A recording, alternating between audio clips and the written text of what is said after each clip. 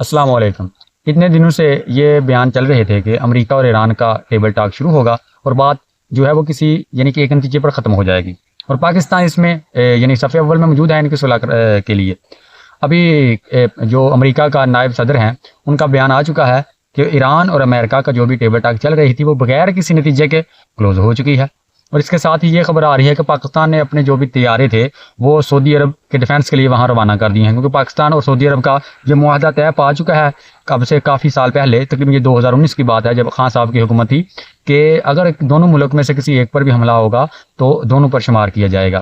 یہ کوئی جنگی معاہدہ تھا جو آپس میں ہوا تھا۔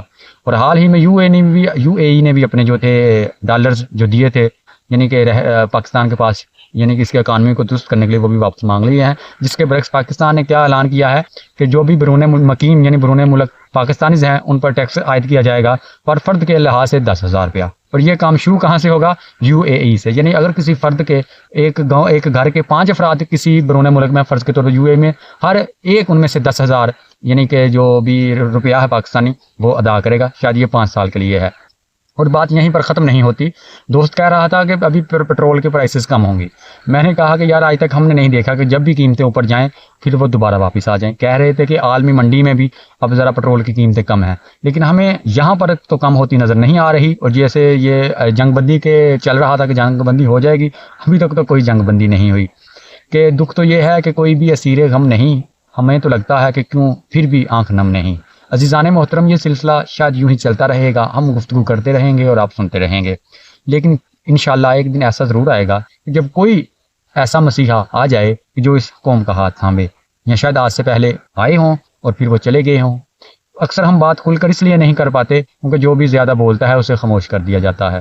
عزیزان محترم، اب ہم دیکھیں گے کہ کیا ہوتا ہے، اور دیکھنا ہی شاید ہمارا مقدر ہے۔ نہیں، ہرگز ایسا نہیں۔ انشاءاللہ جب بھی ظلم بہت زیادہ یا شدید اندھیری رات آتی ہے تو خان صاحب کہا کرتے تھے جب بھی اندھیری رات ہو اس کے بعد یقیناً اجالا ہوتا ہے۔ اب ہم اس اجالے کی دقت میں بیٹھے ہوئے ہیں کہ کیا دقت ہے کہ وہ اجالا آ نہیں رہا، یا کیا وجہ ہے کہ وہ روشنی اب تک نہیں نمودار ہو رہی، یا تو ہم نے خود اندھیرا آنے سے پہلے اندھیرا کر رکھا ہے کہ یہ اندھیرا ہو گیا ہے۔ جیسے مثال کے طور پر کہتے ہیں نا کہ جب بلی جو ہے وہ جب آتی ہے تو کبوتر اپنی آنکھوں کو بند کر لیتا ہے کہ میری آنکھیں بند ہیں تو شاید اس نے بھی مجھے نہیں دیکھا۔ شاید یہی بات ہے کہ اصل طوفان آنے سے پہلے ہی ہم خاموش بیٹھے ہوئے ہیں کہ شاید یہ گزر جائے، اور ہم غلط کو غلط اور صحیح کو صحیح نہیں کہہ پا رہے۔ ہم خاموشی سے اپنا کام کرتے جا رہے ہیں کہ شاید خود بخود ملکی حالات یا یہ جو معاملات ہیں ٹھیک ہو جائیں گے۔ نہیں، کبوتر کی طرح آنکھیں بند کرنے سے کچھ بھی نہیں ہوگا، ہمیں کچھ کرنا ہوگا۔ یعنی یہی وہی بات کہ آپ صلی اللہ علیہ وآلہ وسلم کا فرمان تھا نا کہ یعنی کہ جو برائی ہے اس کو ہاتھ سے روکا جائے، پھر زبان سے برا کہا جائے، یا کم از کم جو ایمان کا سب سے نچلا درجہ ہے دل میں برا جانا جائے۔ اور ہم کتنے اچھے ہیں، کامل مومن بنی پھرتے ہیں کہ ہم کہتے ہیں کہ دل میں برا جان لیا جائے یہ بہتر ہے۔ نہیں، انقلاب ایسے نہیں آتے۔ انقلاب آتے ہیں کہ مومن جو ہوتا ہے وہ پھر موت سے نہیں گھبراتا، کیونکہ زبان سے لا الہ کہہ دیا تو کیا حاصل، دل و نگاہ مسلمان نہیں تو کچھ بھی نہیں۔ انشاءاللہ ملیں گے کسی اور ویڈیو میں، دعاؤں میں یاد رکھیے گا۔ اللہ حافظ۔